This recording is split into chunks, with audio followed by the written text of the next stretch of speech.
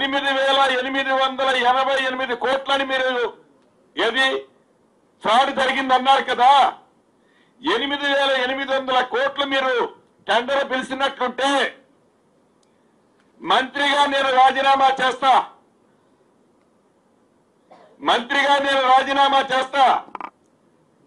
పిలవకుండా పిలిచిన tender value 3,516 కోట్లు 17 కోట్లు అయితే మీ శాసనసభ్యులందరినీ రాజీనామా చేయమనట్లా. మీరు రాజీనామా చేయండి. శాసనసభ్యుడిగా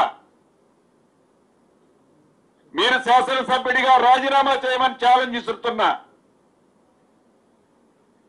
అసలు అది అడ్మినిస్ట్రేషన్ శాంక్షన్. టెండర్ వాల్యూ 3,516 కోట్లు. అడ్మినిస్ట్రేషన్ శాంక్షన్ అంటే దాంట్లో ఉండే ట్యాక్సులు, వర్క్ కు సంబంధించి ట్యాక్సులు ఇతరత్రా కలిపే 5,385.05 కోట్లు ట్యాక్సులన్నీ కలిపి. కాంట్రాక్టుకు సంబంధించింది 3,515 కోట్లు. మీరు 8,888 కోట్ల ఫిగర్ ఎక్కడి నుంచి వచ్చిందని ఈ వేదిక ద్వారా ఆ మాజీ మంత్రి గారిని ప్రశ్నిస్తున్నా. మంత్రి గారు కాదు, ముఖ్యమంత్రి రాజీనామా చేయాలి తొందరలో. నువ్వేం టెన్షన్ పడకు. నాకు తెలిసి పొంగులేటి గారు మొత్తానికి సీఎంని ఫిక్స్ చేసేందుకు ఫిక్స్ అయినట్టున్నాడు. ఎందుకంటే 2 విషయాలు క్లియర్ బ్రదర్. ఒకటి, ఈ ప్రభుత్వానికి చట్టాలు తెలిసినట్లేవు, చుట్టరికాలు కూడా తెలిసినట్లేవు. భార్య తమ్ముడు తప్ప ఆయన బావమరిది కాదంటాడు. భార్య తమ్ముడు ఏమవుతాడు తమ్మి? నీకు బావమరిదే కదా తమ్మి. మరి నేను అదే అన్నా. ముఖ్యమంత్రి గారి బావమరిది అని నేను చెప్పిన. ఆశ్రిత పక్షపాతం అని చెప్పిన. ఆఫీస్ ఫర్ ప్రాఫిట్ అనే నిబంధన ఉందని చెప్పిన. అది ఎవరో తెలియదు. ప్రివెన్షన్ ఆఫ్ కరప్షన్ యాక్ట్ మీ రాజీవ్ గాంధీ తెచ్చిండు 1988లో చెప్పిన. సెక్షన్ 7, 11, 13 3 చదివి వినిపించిన. ఇవన్నీ విన్న తర్వాత పొంగులేటి గారు ఆగమేఘాల మీద వచ్చి ప్రెస్ మీట్ పెడితే నాకు అర్థమైంది ఏంటంటే అర్జెంటుగా ముఖ్యమంత్రి గారిని పదవిలోంచి ఊడబిక్కాలన్న ఎజెండా మంత్రి గారికి ఉన్నట్టున్నది.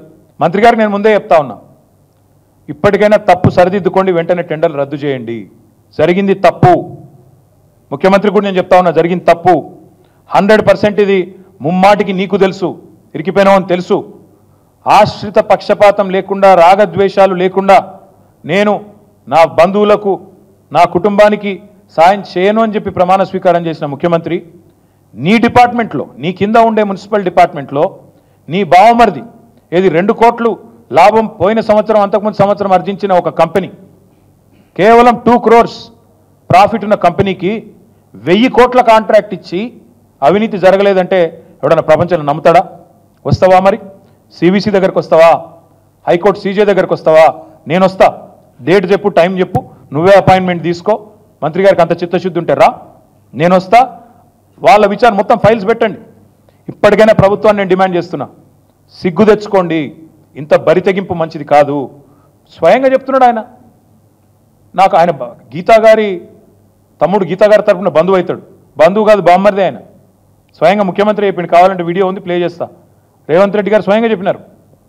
మా మామగారు పద్మారెడ్డి గారు, ఆయన తమ్ముడు మనోహర్ రెడ్డి గారు, ఆయన కొడుకు సృజన్ రెడ్డి గారు అని చెప్పిన వీడియో ఉంది. సొంత బామ్మరిదిని పట్టుకొని కాదంటారు ఎవరన్నా? నాకు అర్థం కాదు దీనికోసం.